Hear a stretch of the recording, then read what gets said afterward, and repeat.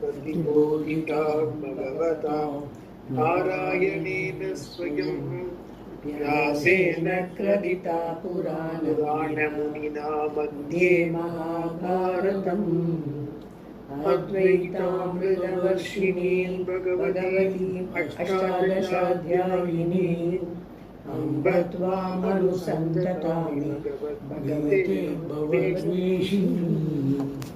Taking refuge in Ishvara is knowing that there is nothing other than Ishvara. What does it mean to take refuge in that Ishvara alone? It means to understand, to know that there is nothing other than me, Atma, which is not different in nature from Ishvara. There is no separation between Atma and Ishvara. Other than Ishvara, there is nothing. And that Ishvara is non-separate from Atma. We do not say that there is one God. We say all there is God. I am not other than Ishvara, and Ishvara is not other than me. In other words, Tat Tvam Asi. You are that. The predication here is only for you, Tvam, the one who is self-evident. There is confusion only with reference to you alone. Tat has no problem, and if it did, you would not know it. Your problem is solved when you understand who you are, what you are. That is when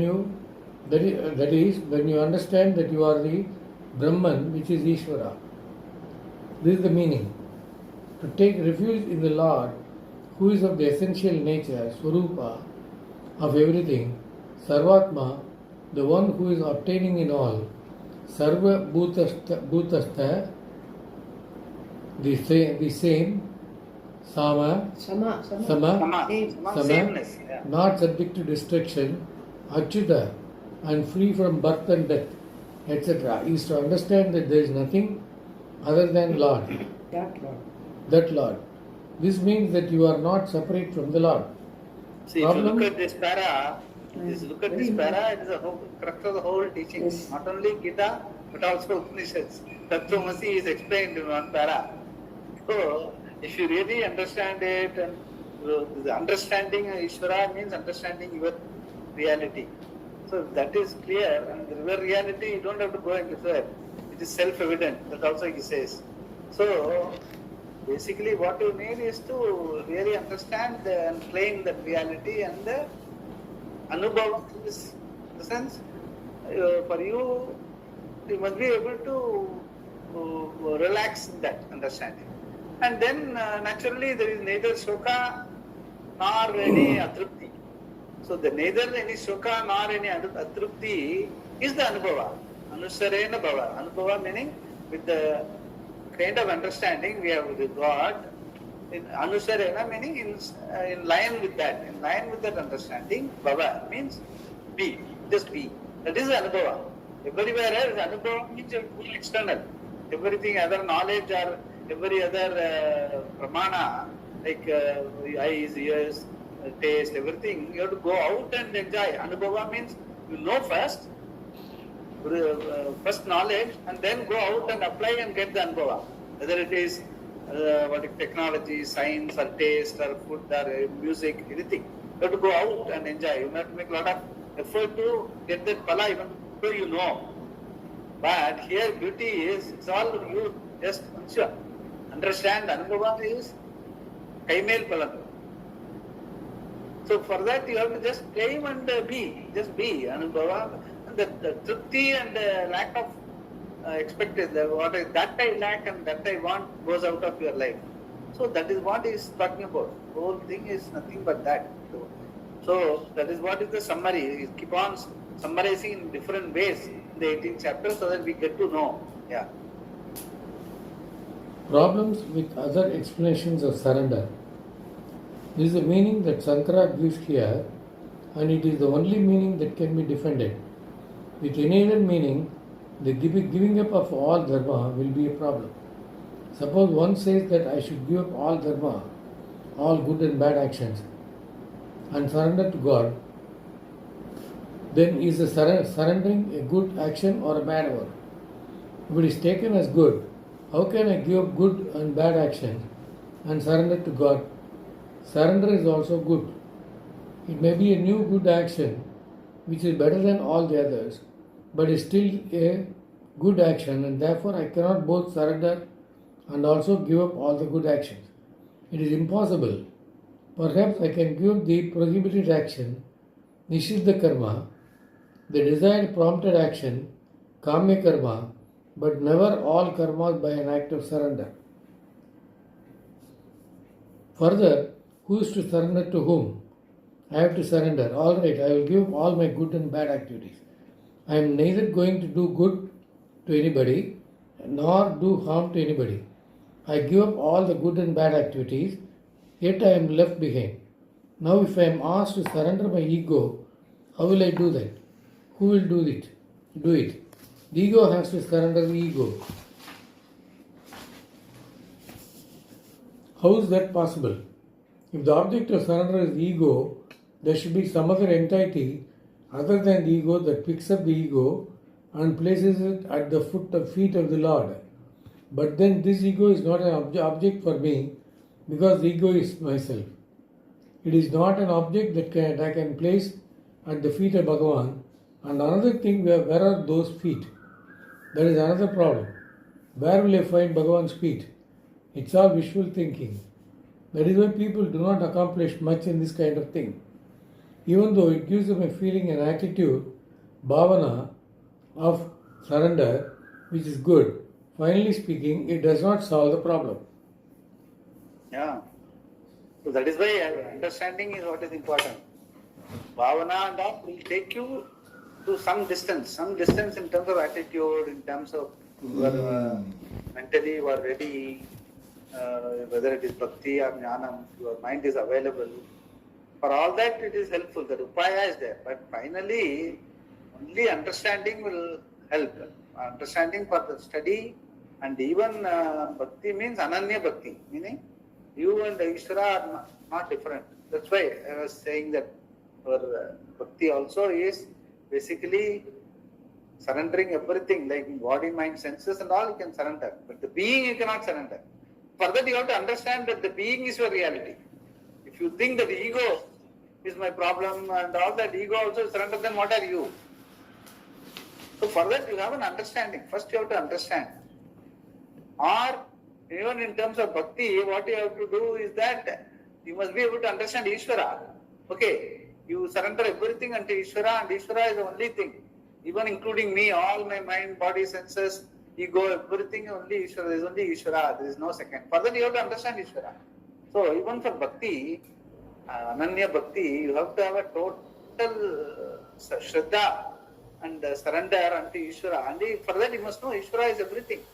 Ishvara only is all my mind, body, senses, all. That can be perhaps is possible. That is how perhaps a lot of people were only bhakti and all that. They had the total shraddha in Ishvara. That shraddha is what you call. It is going beyond the term faith and all that. Complete Ishvara is the only thing that is there in creation. That is again is understanding. That Ishvara you have to understand. You cannot just what you call, put it on a image and surrender. Because then what will happen is that anything that happens to the image or anything that any problem in terms of the puja or whatever samagri, whatever, then again you will start complaining because you have put yourself in terms of the Ishvara that is all omniscient and omnipotent, all that is here is Ishvara. You have loaded the whole thing in a pratika. The pratika upasana or what you call sampat upasana, all has their limitations. In the sense, they are okay as an upaya, but if you are going to, all that is here is that Ishvara and that pratima, it will have problems. It is not going to, sometimes they will not be able to, something can happen to the murti, or something can, what you call, hinder your puja, or your, something can happen in your life, which is so threatening that you are not able, for that period you are not able to even do the puja, then you will feel left out. You will feel that, no, that means all that is waste and all that. So it's all a limited help. It can be a good start, but that is not the way. Finally, you have to understand Ishvara. You have to understand. Best way to understand easiest is understanding self as the reality is. There's a kala vastu aparichinnam, timeless, spaceless, objectless being. That is the easiest to understand if you really study the whole thing, Bhagavad Gita, Upanishad, and all that. That is easy to understand. Once that understanding is there, it is only next step is what? Ishvara cannot be limited by any of Desa Kala Vastu Aparichinnam is my reality. It is the same has to be the reality of Ishvara also. It cannot be anything different because limitless, there cannot be two limitlessness, which I have told before also. So that way then, that means that Ishvara also is the same limitless.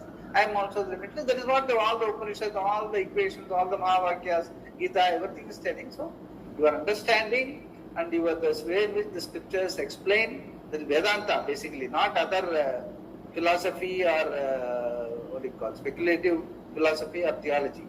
Both theologies and philosophies are basically, they start with the assumption that the world is real. So what we are confronting today, everything, whatever my body, mind, senses, other body, mind, senses, objects, science, everything is real. From there they try to, from the karya they try to arrive at a karana. Here we are looking at antarmukhi bhava, we are looking at the reality, saying that all that I am handling is, whether it is science or objects or activities, everything I handle. Who is this I other than those things?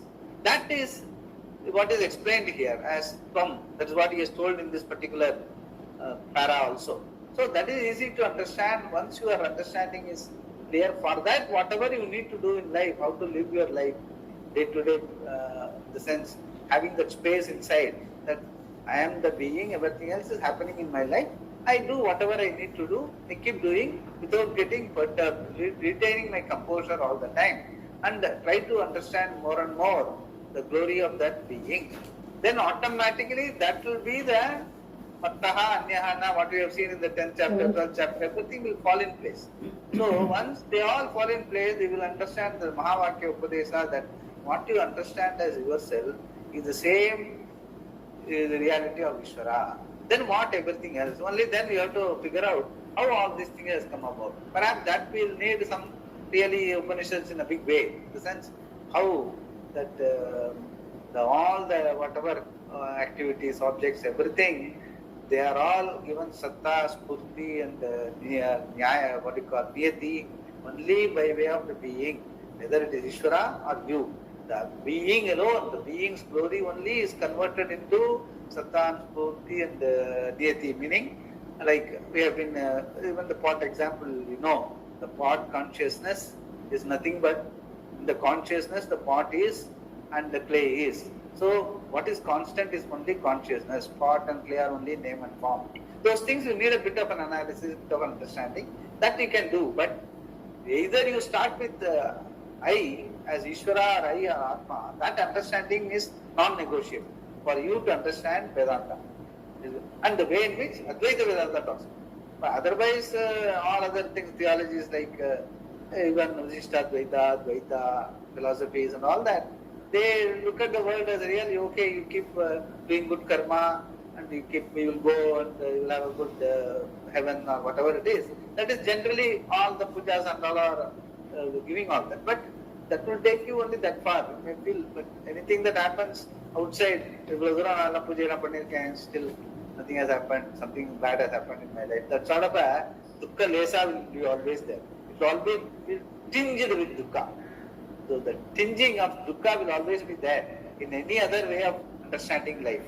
Only way to understand life is Puranam, here and now, and that is your reality, that is Ishvara's reality. Everything else is in the Sannidhanam of Ishvara or Atma. That is the final understanding. That is what the whole Gita and Upanishads are also talking about. So that is what he says. That taking it into other anything other than this understanding will not help you. That is what he is explaining. Yeah. Here at the end of the Gita, where Krishna is going to tell Arjuna the essence of the entire teaching, he cannot give him just a simple feeling. This is a moksha sastra. he has to talk about what will give moksha. Therefore, if you analyze the possible meanings of surrender to Bhagavan, you will find that no other meaning can be defended except the one that is given by Shankara here.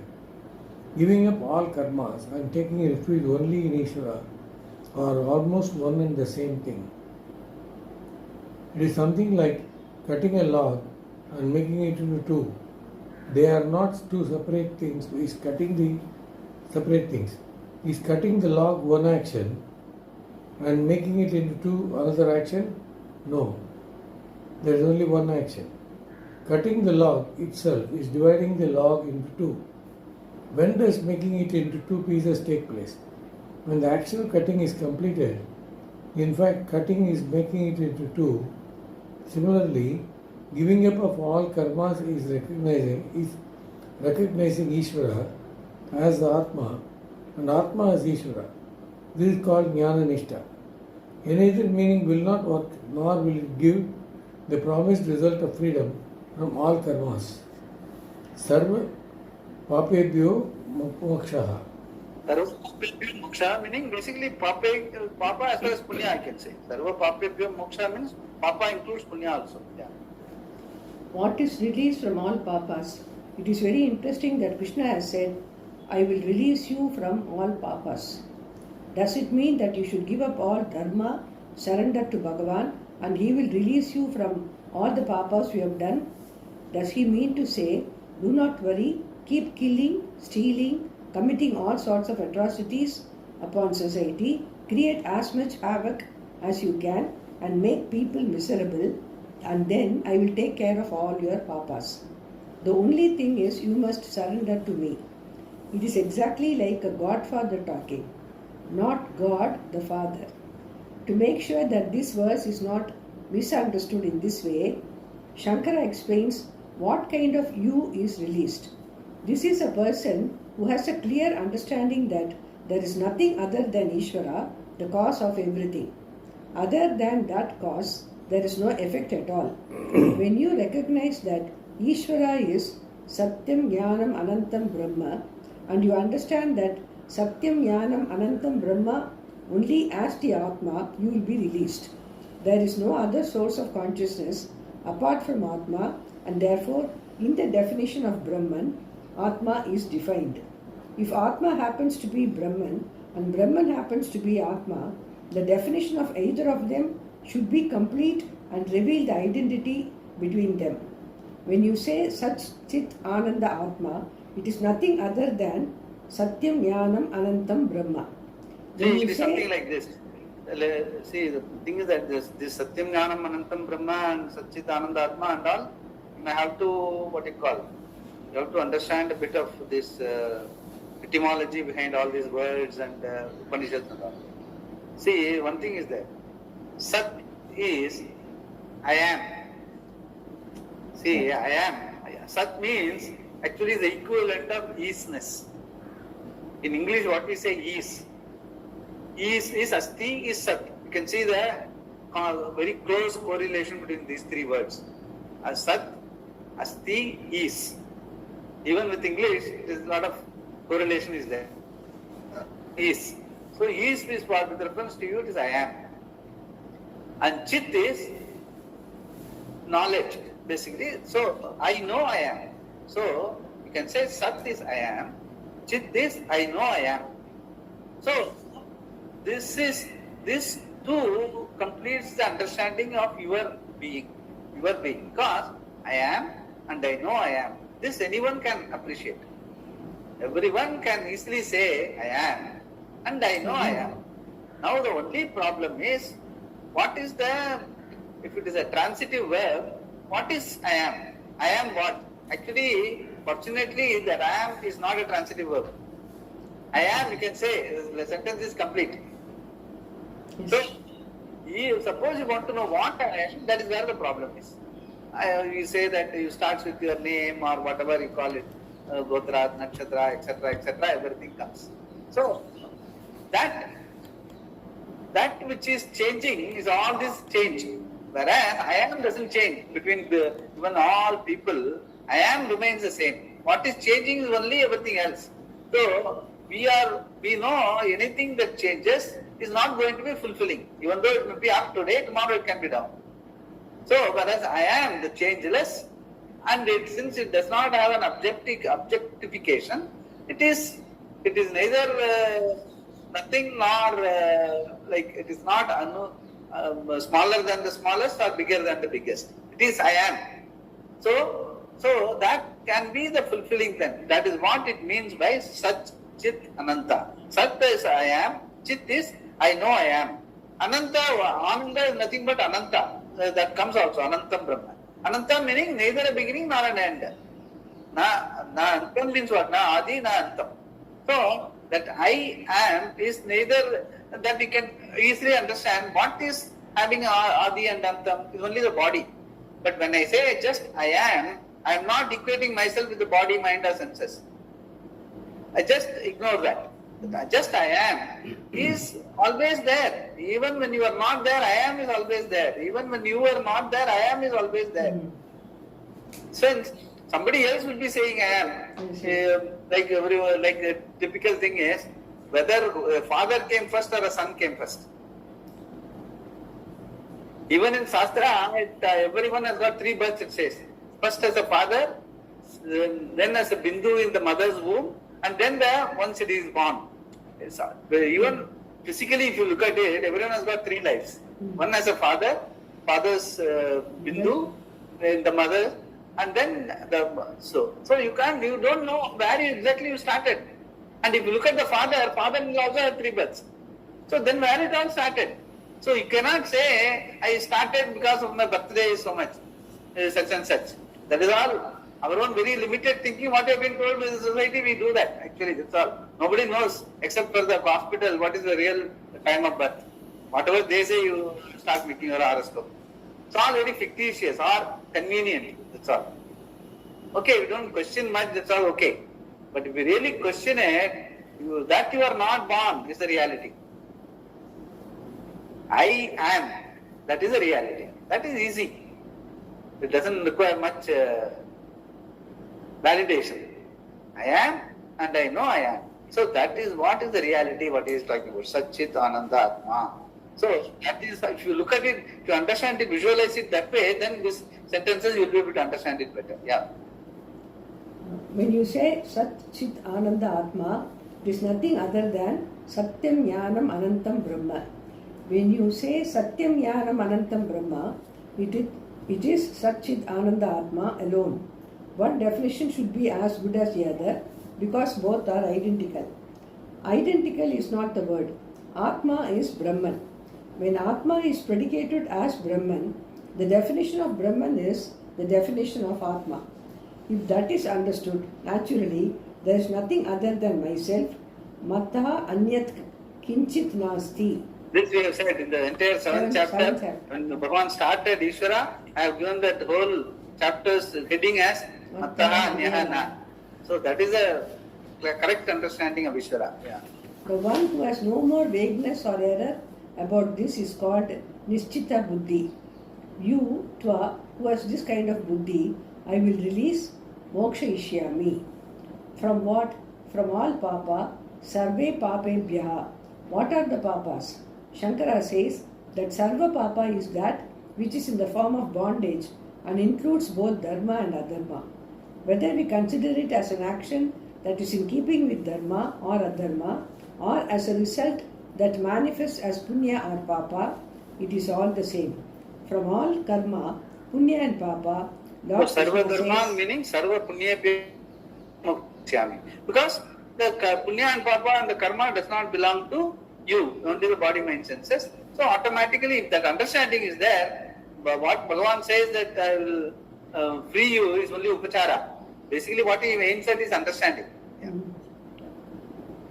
From all Karma, Punya and Papa, Lord Krishna says, I will release you. Aham Tva Moksha Ishyami. If it is knowledge that releases, what is the place of Ishvara in this? A question can be raised here. If I give up all karmas by knowing that I am Ishvara, then who is Krishna as Ishvara to release me? It is something like the kettle saying, fill me with water, put me on the stove until the water is boiling, then put in some tea bags Hold me in your hand and then pour my contents into the cup and I will give you tea. What a great giving is that. One can say to Ishvara, once I know that I am Ishvara and you are myself, that I am not separate from you and you are not separate from me, who are you to release me? So that is why it's only upachara. It's only an upachara statement. Once you understand that release me from all that means automatically. Understand. Like once you cut wood with an axe, you don't have to make an effort to make it into two pieces. Once you cut at the time, simultaneously while cutting, the two pieces are already obtained. The same way, by understanding that the reality of Ishvara and the reality of me are one and the same Atma, then freedom is then and there, not afterwards. Simultaneously, in the same moment, there is freedom. That is moksha. Yeah. Release at this point is purely figurative. We only speak of release from the standpoint of the problem that existed due to lack of proper understanding. Release is not a new action that Ishvara is going to perform. Shankara takes care of this neatly by saying that the release is by means of revealing the nature of one's own self, Swatma Bhava Prakashikaranena. Prakashikaranena, lighting up, basically illumining, that's all. Yeah. It has to be shown that the self is Brahman because the fact is shrouded in ignorance. That ignorance is removed by revealing the nature of Atma, of oneself, as Ishvara. By the knowledge that you are Ishvara, you are released. There is no action of releasing because you are already, have always been and will always be liberated, Nitya Mukta. You come to understand and own that and thereby release yourself. Shankara reminds us that the same thing was said earlier by the Lord, remaining as the essential nature Swarupa of the self, I will destroy the darkness tamas of ignorance by the light which is the lamp of knowledge. Nashayami Atma Bhavastaha Jnana Deepena Bhasvata. Gita 10.11. Yeah, that I have told at that time itself. Buddha Bhava Samanvita. Since by understanding, the Bhavana gets converted into Bhava. This is the next verse. 10. What I say is 10.8, this is 10.11. Nasayami Atma Bhavastaha Jnana Deepena Bhasvata. Basically, by understanding the Bhavana, that by attitude and the bhakti and all that, you understand that your oneness with Ishvara, Atma Bhavastaha, by understanding Jnana Deepena, then Bhasvata, Nasayami, meaning all other misunderstanding gets burnt out. That's all. What they call, Jnanagni Bhasmasat Kurute. By that word that also is there. Jnanagni, by understanding, all your ignorance get burnt. Jnanagni Bhasmasat Kurute. Ignorance get burnt. That's it. Yeah. What is the knowledge? It is the cognition, vritti jnana, Brahma aham asmi, I am Brahman. It is only that cognition which takes place in the mind buddhi that is opposed to ignorance. The jnana, that is consciousness, is not opposed to ignorance. If it were, there would be no ignorance at all because consciousness is always present. This knowledge that is opposed to ignorance, the vritti jnana, and removes the ignorance in the buddhi, does not take place without the operation of a means of knowledge, pramana. Thus, the word lamp, deepa, is significant here. Like we have said, that in the Arati, what we say, the Deepa signifies knowledge. Generally, light signifies knowledge. That is how it is. And removes darkness. Here the darkness is ignorance. So, and the ignorance resides where? Only in the buddhi. Ignorance is not in Atma. Yes. Atma is all conscious being. It doesn't have any body, mind, senses or something for it to have ignorance. So, whereas your ignorance is in the mind. Where there is ignorance, it has to be lighted up. And then that ignorance goes, then you remain as Purnam. And body, mind, senses also, they remain. And whatever because they are for all transactional purposes and everything, the body, mind, senses will remain. Only that ignorance which alienated you from Ishvara and identified yourself with the body, both will go. The identification also is a mistake and alienation from Ishvara also is a mistake. Both have to go. That can happen only when the buddhi, where the ignorance is there, is lighted up by the jnana deepa. That's what he says, yeah. Like you always say, no, Swamiji, when you switch on the light, the darkness goes in the room. Yeah, and then And you you see see the all the light. things. So lighting up is very important. That is where the buddhi has to be lighted up. That is what all the bhakti is supposed to do, all the jnana is supposed to do. Only that, ignorance means when we started our life, we started with the ignorance of everything. As I said, clean slate. Why? So that we have a choice, freedom to know. You can decide what you want to know. Whether you want to know Russian or to Sanskrit, you can decide. So that freedom is given. That freedom is total freedom given to a human being, not to any other animal or devata. So only for human being that freedom is given. That freedom is the problem also, freedom is the solution. The freedom is a problem in the sense, we other than our own, what I am anyway I am. What is that to know? So we other than that, everything else we know. We start trying to know at least. But they are all limited. They are not good. More you come to know, more you come to know what you don't know. In all this knowledge, science, everything. More you come to know, you only know what is your limit. That's all knowledge. What knowledge of science or anything that is called is you know your limit. That's all. Whereas you want limitless. And where that limitless knowledge is available? Only in your self-knowledge. Or all that is here is Ishvara. Both can be complete without any baki. So that is what you are supposed to aim at. But we don't do that. So since we don't do that, since you don't choose to know, you don't get it. That's all. There is no other reason. So the lighting up, the ignorance has to go. You have to choose to know. That's all. And the choosing to know happens in different points in time for different people in life. Either after 10 janmas or 100 janmas or this janma at the age of 40 or 70 or 20, whatever. Whenever you choose to know, you get to know. Because it is simple, like putting the light on, the darkness goes. And then only each and every other object. There again, if you know about an object, you must know what it is all about. Whether it is a computer or a laptop, the child will not be able to know even if the light is on. You have to tell, this is a laptop, this is a desktop. So just lighting up is not enough. You have to have specific knowledge.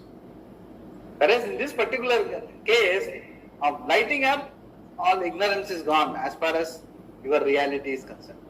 So that is where that is the beauty, that is the incentive for us to know this particular understanding. And also, it's only common sense.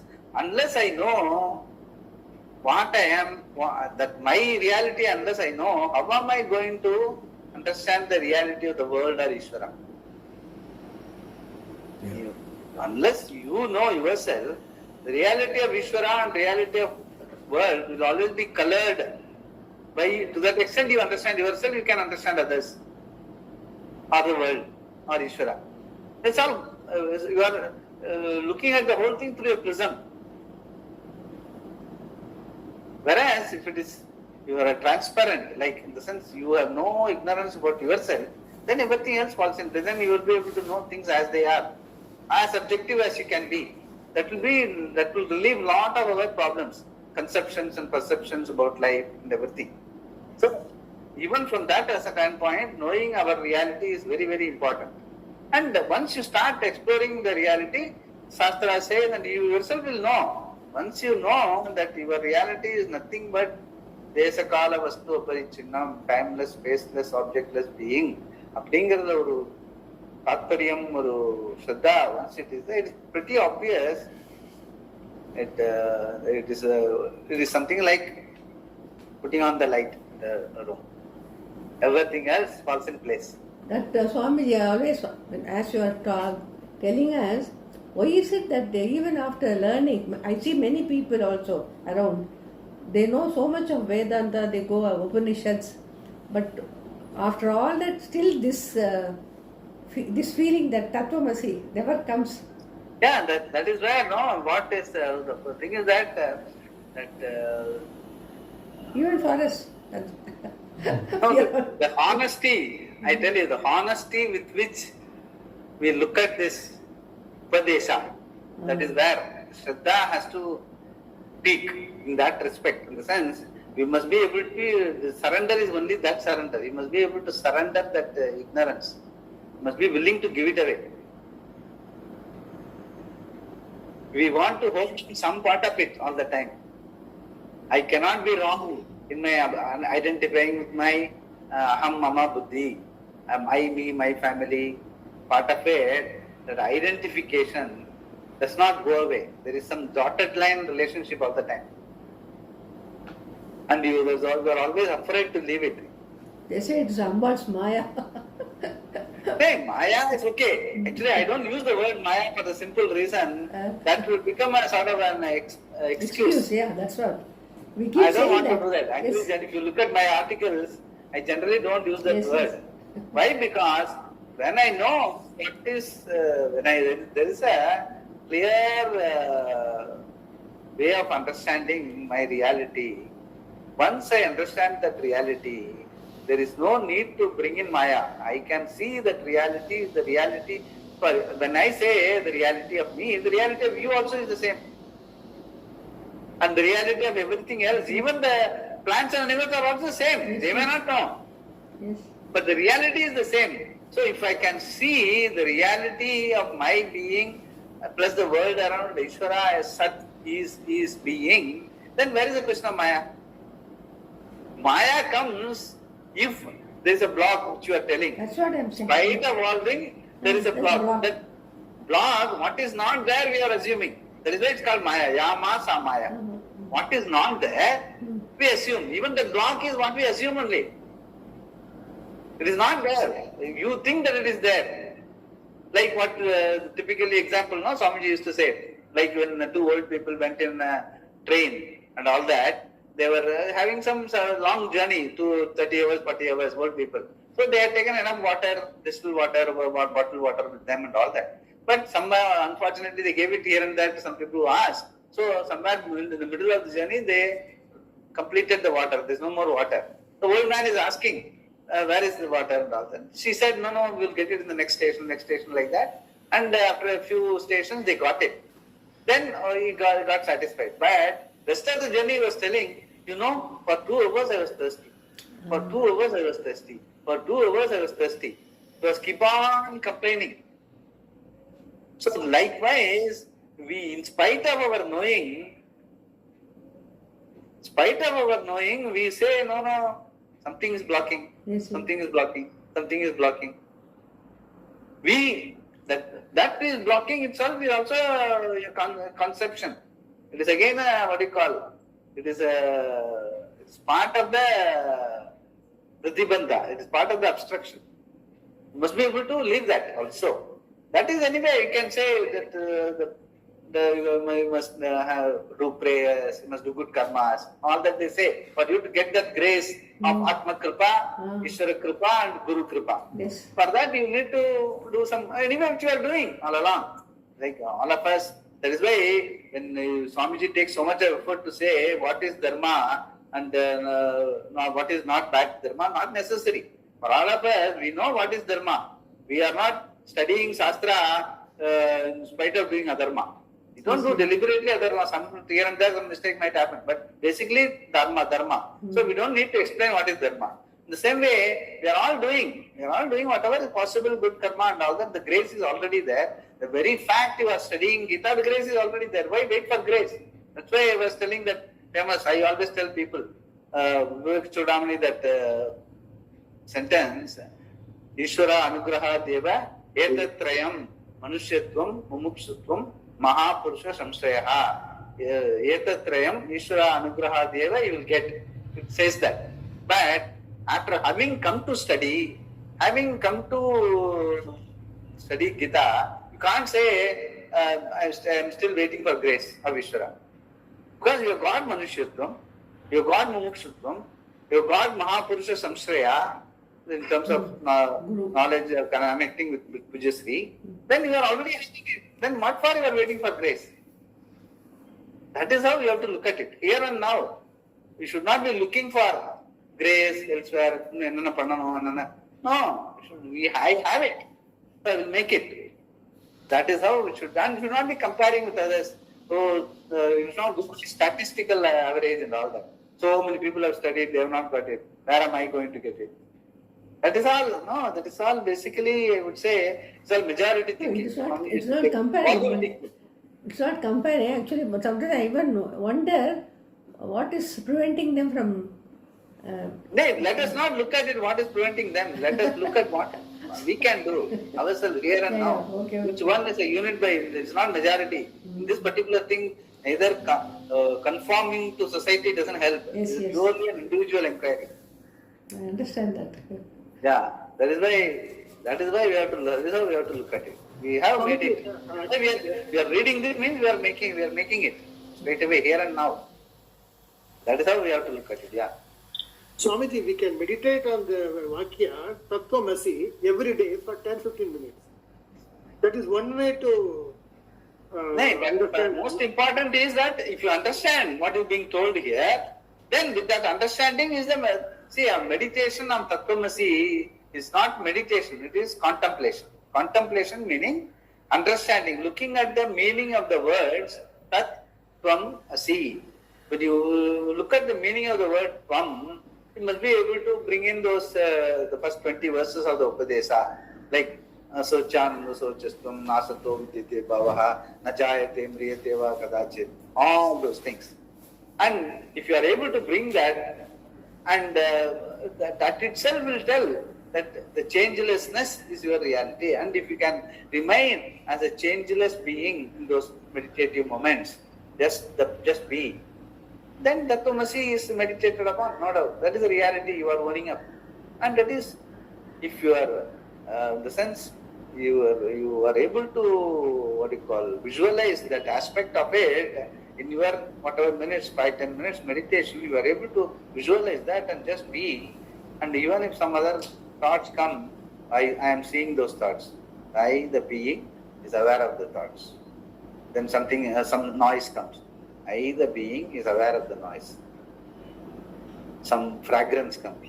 I, the being, is aware of the fragrance. So the being, I am the being. They are not distractions.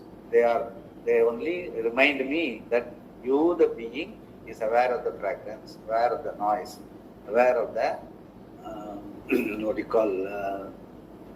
something else, taste or whatever it is. So everything that I am, the awareful being, is aware of all this. So that's a kind of a meditation. There can be no distraction. Every distraction is welcome. You will not get distracted, because with every distraction remains you that you are the awareful being. You are aware of those things. So that is contemplation. That you can do anytime, even in your normal life. You must be able to do that when you go to the office or into the home, into some function, some big noise happens. Yes, I am aware of it. And suddenly you find that lunch, you are going to marriage, lunch, you are hungry, your lunch is delayed. I am aware of my hunger. So every moment in your life, whatever is happening around, if I am able to say I am aware of, I am the awareful being, aware of Sat, and be awarefulness is Chit. Sat and Chit I am. Sat and Chit I am. If I am able to live the moment and conduct the affairs of whatever you are doing in that prajna, that is meditation, that is contemplation, that is reality. And nothing can overwhelm you once you have that sort of so nothing is plus, nothing is minus. Plus you are aware of, minus also you are aware of. So both being aware of, both are equally distant from you. So neither affects you. Whereas being is Purna. So that is the understanding. That is what we should. In the sense, I won't say we should also. That is your understanding, you live by that. That is the Anubhava. In that, Anusarena, the understanding, Anusarena in Tamil also means in accordance with. In accordance with that understanding, Bhava, be. Bhavana ni un pesa karyam manana. Just be. That is precisely Anubhava. In this particular case, Anubhava is the easiest. Every other Anubhava, as I told you, have to go out and make a lot of effort, spend a lot of money. Without here, sitting in one place under the Swamiji used to say, sitting under the tree, you can be Purna. So that is meditation. That we can do. Anytime we can do. Yeah. Swamiji, that from what you say, I have a doubt. See, I'm reading the slokam. Suppose one page fully, I start reading one page. By the end of the page, only one stanza I would have been in the sloka. Rest of the time, my mind would have wandered. But then today, after 3-4 slokas, I realize my mind is wandering. So I go back to the sloka. Yeah, correct. So that is means, precisely what you. That is how you start. You always start like that. Every time you get distracted, bring it back. That is the part of the meditation. It is a part of the meditation. It is not that you are distracted. Don't feel guilty about it. That is part of the meditation. More and more you are alert. You want to be alert to the presence. You want to be alert to the presence. You want to live in the present moment. So when your thoughts wander away, means what? Either it will go to the past or to the future. Past because of memory, future because of an anxiety. Yes. Not in the present. Okay. So you want to be in the present. Present alone is Chap. Everything else is past is history, future is mystery. It's all your perception and conception. They are not Sat and Chit. Perception and conception, they have told also, I think one article also, Yes, from Pratiti to Pratyaya, the whole thing is Vidya. Yeah. All storytelling. Either movie I can remember or dream. Both are like that only. Your waking also is half the time you are either dreaming. Nobody tells you, nobody knows. You think that they think that you are thinking. It's not. We are not living in either the future or the past. Either past or in the future. More and more. That is a problem. So we want to be in the present. Present is the Sat-Chit. So bring it back. Sloka is only a nimittam. Okay, I want to be in the sloka. So find mind is gone. No, bring it back. Bring it back. More and more you do that. Yes, that's what I'm saying. Automatically it will settle down nicely. And also that is the reality. That is the freedom. And that is only that if you are only doing meditation without understanding the subject matter, it is called meditation. If you understand the subject matter, it is called contemplation. Because contemplation means there should be some understanding. Yes. Only on understanding you can contemplate. That understanding is Sat-Chit is your reality. I am. I know I am. I am and I know I am doesn't require, it's not rocket science. Anyone can do. At the age of 20, 15, people can. Somebody little extent of some sort of a metaphysical understanding, abstract understanding, some science you have done, he will know that something beyond the mind, I am, I know I am. If I can visualize, some sort of a power of visualization if it is there, that you can easily start that. I would say, from my experience, that's how I have started. I was able to understand what he said. Only that it got added value over a period of time because of the consistent study and I would say it's grace of Pujya Swamiji that was very consistent. He didn't contradict anything. So it was only growing clarity. What you get is growing clarity. More and more you study and all that. But the crux of the nucleus of the whole thing is I am, and I know I am. I am the awareable being. This is the base line for every human being. Only human being can say this. And that is there. With all of us it is there. So that is why don't go what other people say and other things, whether they are studying so much. So the thing is that question of studying Vedanta, to say that I know academically is one thing. To live your life is another thing. That is why I am saying living the learning is very important. Because we are not living for others. Yeah. What I told meditation Satchidananda is after contemplation, not before contemplation. Yeah, as a contemplation. It is contemplation. It is not after a contemplation. meditation. It is contemplation. Yes, you can do contemplation. We can do anytime. We can do early morning, late night, in between whenever we have time. We can do that. Tattvamasi, yes, Tattvamasi is actually it's Upadesa Vakya, and the whole Gita is nothing but first 6 chapters from next chapter Tat. The last 6 chapter what we are studying is Asi equation. Asi means this and left side and right side are one and the same. So we can do that. So if we have that understanding, we can do the contemplation. That is very good. Actually, it should be done. Contemplation is always good. And once you have a contemplation, you must live a contemplative life. In the sense, it's not at a appointed time you do contemplation, thereafter go out and do whatever you want. No. Your life should be contemplative. You must be in accordance with that. That is the anubhava. And in accordance with that, you must be able to live. In the sense, once I know I am Purna, then everything else is plus minus, is whatever is only a sort of upachara. Like, it's all happening because the majority of the people or the loka vihara is like that. So we do our bit. That's all. But without any great identification.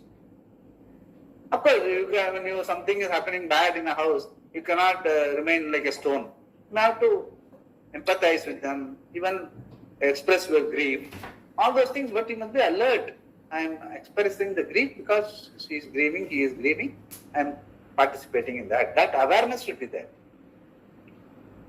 So that awareness is what is important. And that is the freedom. That is moksha. Don't get it later. Moksha is not something on the other side of the river. Moksha is here and now.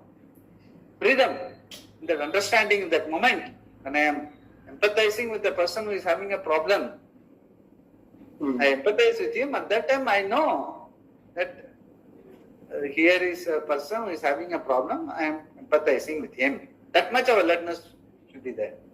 And thereafter, if you can help him, help him.